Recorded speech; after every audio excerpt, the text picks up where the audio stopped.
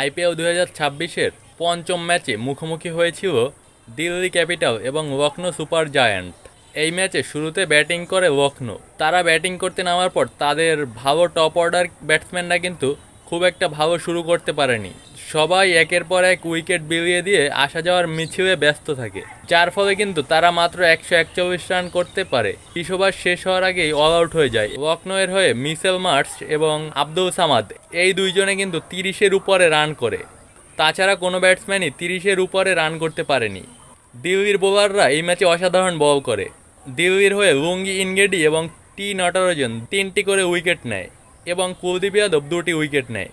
পরবর্তীতে 142 রানের টার্গেটে ব্যাট করতে নেমে প্রথম বলেই উইকেট হারায় দিল্লি। পাওয়ার প্লেতে তারা ওভারঅল 4টি উইকেট হারায়, কিন্তু পরবর্তীতে তাদের ব্যাটসম্যান সমীর রিজভি এবং ট্রিস্টান স্টোকসের নিয়ন্ত্রিত ব্যাটিংয়ে দিল্লি ম্যাচে ফিরে আসে।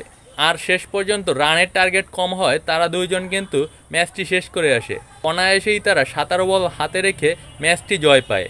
লখনৌর বোলারদের মধ্যে মোহাম্মদ শামি, প্রিন্স ইয়াদব, মহসিন খান এরা কিন্তু যথেষ্ট ভালো বল করে, তবে শেষ পর্যন্ত 6 উইকেটের জয় পায় দিল্লি। দিল্লির হয়ে সমীর রিজভি 70 রান এবং ট্রিস্টান স্টোকস 39 রানে অপরাজিত থাকে।